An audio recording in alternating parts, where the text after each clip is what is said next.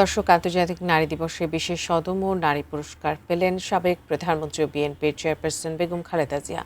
তিনি সহ ৮ বিভাগে ৩৯ জন নারীকে পুরস্কার দেওয়া হয়। আন্তর্জাতিক নারী দিবসের সকালে ওসমানী স্মৃতি মিলনায়তনে মহিলা ও শিশু বিষয়ক মন্ত্রণালয় আয়োজিত অনুষ্ঠানে পুরস্কার তুলে দেন রাষ্ট্রপতি মোহাম্মদ শাহাবুদ্দিন।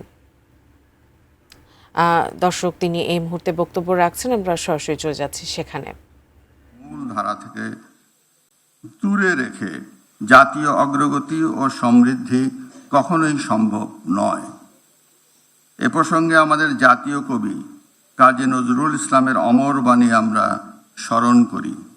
বিশ্বের যা কিছু মহান সৃষ্টি চিরকল্যাণকর, অর্ধেক তার করিয়াছে নারী, অর্ধেক তার নর।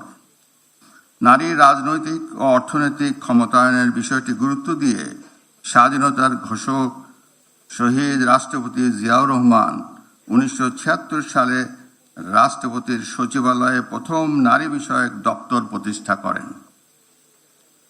পরে 1978 সালে গঠন করা হয় মহিলা বিষয়ক মন্ত্রণালয়।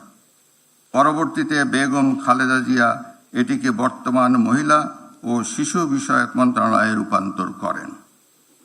শহীদ রাষ্ট্রপতি জিয়াউর রহমান যে ভিত্তি স্থাপন করেছিলেন সেটিকে আরও শক্তিশালী ও সময় উপযোগী রূপ দেন দেশনেত্রী বেগম খালেদা জিয়া।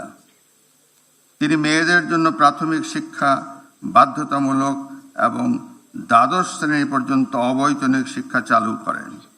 নারী শিক্ষার হার বাড়াতে বেগম খালেদা জিয়া মেয়েদের জন্য শিক্ষা উপবৃত্তি চালু করেন। নারী শিক্ষার এই যুগান্তকারী উদ্যোগ আন্তর্জাতিকভাবে প্রশংসিত। বিশ্বব্যাংক সহ বিভিন্ন আন্তর্জাতিক সংস্থা এটিকে তৃতীয় বিশ্বের একটি সফল মডেল হিসাবে স্বীকৃতি দিয়েছে। বর্তমান সরকারও নারী শিক্ষার প্রসারে গুরুত্ব দিচ্ছে।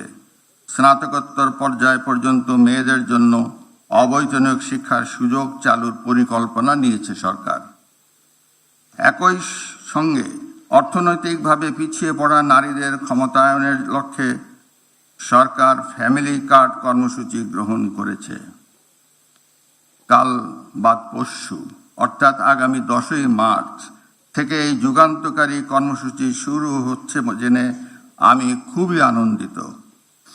এই কর্মসূচির আওতায় প্রাথমিকভাবে প্রান্তিক দরিদ্র পরিবারের নারী প্রধানরা প্রতি মাসে সরকারের কাছ থেকে নির্দিষ্ট পরিমাণ আর্থিক